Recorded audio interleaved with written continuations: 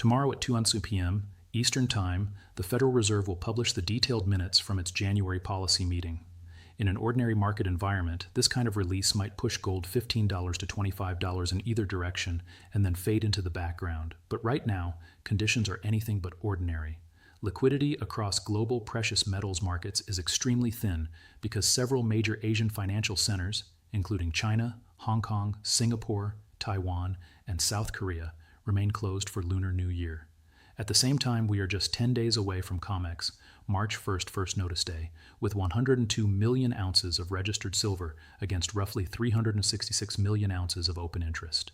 Before we go any further, let me say this clearly. If you want real-time breakdowns of major macro events like this, without hype, without emotional trading, just data-driven analysis, make sure you subscribe to the channel right now.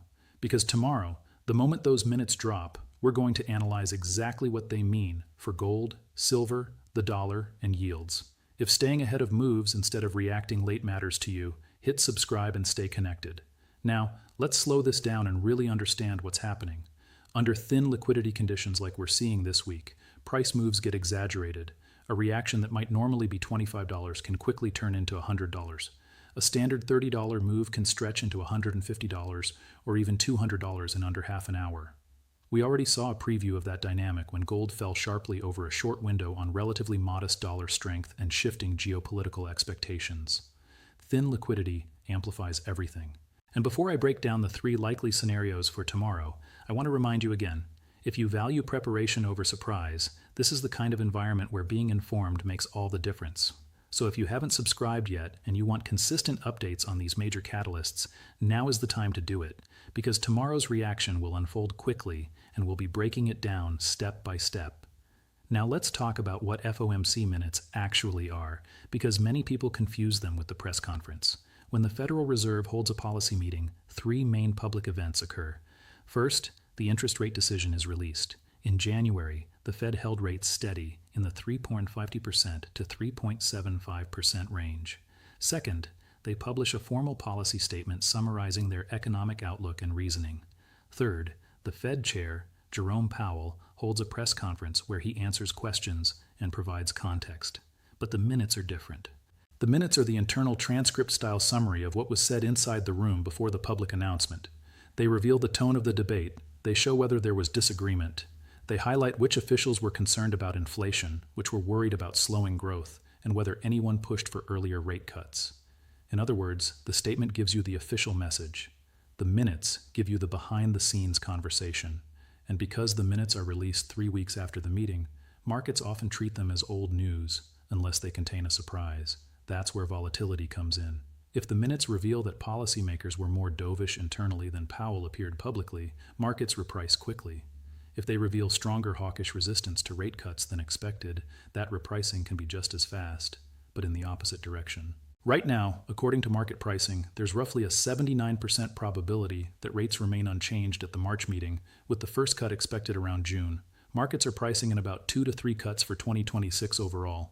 However, since the January meeting, economic data has softened, inflation readings have cooled, retail activity has shown signs of stalling, labor market indicators have come in weaker than forecasts.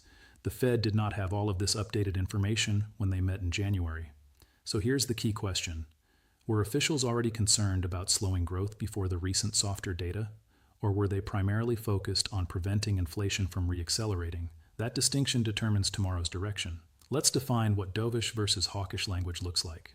Dovish minutes typically contain language emphasizing downside risks to growth. You might see phrases indicating that several participants expressed concern about weakening labor conditions or softening consumer demand. You may see discussion suggesting that policy could be adjusted more quickly if economic conditions deteriorate. If multiple members were open to cutting rates sooner than expected, that would clearly lean dovish. Hawkish minutes, on the other hand, stress the need to maintain restrictive policy to ensure inflation fully returns to target. They may highlight persistent wage pressures, sticky services inflation, or the importance of keeping rates elevated for an extended period. If the majority favored patience and caution before easing, that would reinforce a higher for longer stance. The tone matters just as much as the wording.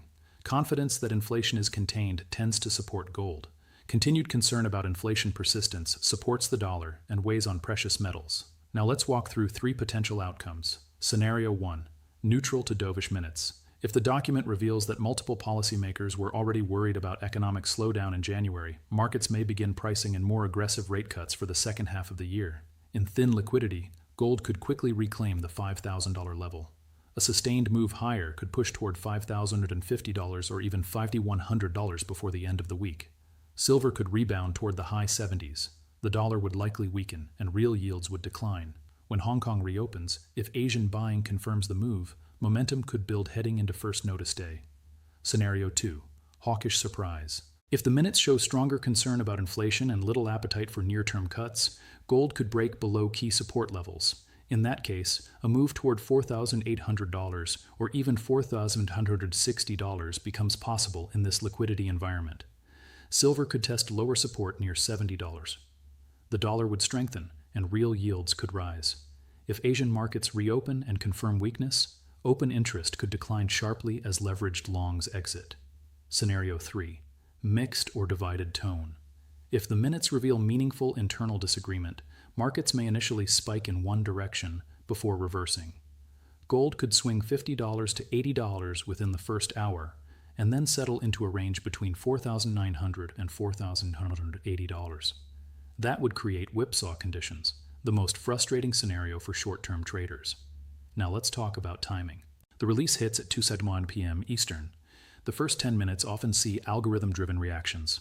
By 2:30 p.m., direction typically becomes clearer. By 3:01 p.m., confirmation levels are more reliable. Watching gold's behavior relative to key technical zones will help identify which scenario is unfolding. Cross-asset confirmation matters. If gold rises while the dollar falls and real yields decline, that strengthens the dovish interpretation. If gold drops while the dollar strengthens and yields climb, that confirms a hawkish read. Looking beyond tomorrow, Thursday's jobless claims data will either reinforce or challenge the minute's message. Friday's reopening in Hong Kong provides the first physical market feedback. Then Tuesday, when China returns, we get the most important confirmation of all. As for positioning, physical holders don't need to react emotionally.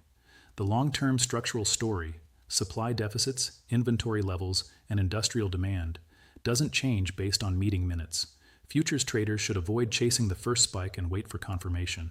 Options traders need to be cautious about wide spreads and volatility expansion. ETF investors may consider scaling in after direction becomes clear rather than anticipating it. The larger point is this: tomorrow's release is one catalyst inside a much bigger narrative. Whether gold trades at $4,800 or $5,050 tomorrow afternoon does not determine the long-term trajectory.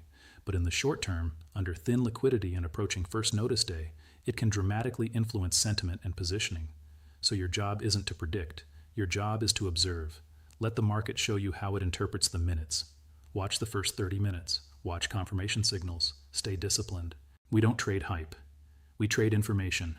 Tomorrow afternoon, within half an hour of the release, the market will reveal its bias. Be prepared, not emotional. Think clearly. Manage risk. And I'll see you right after the minutes drop.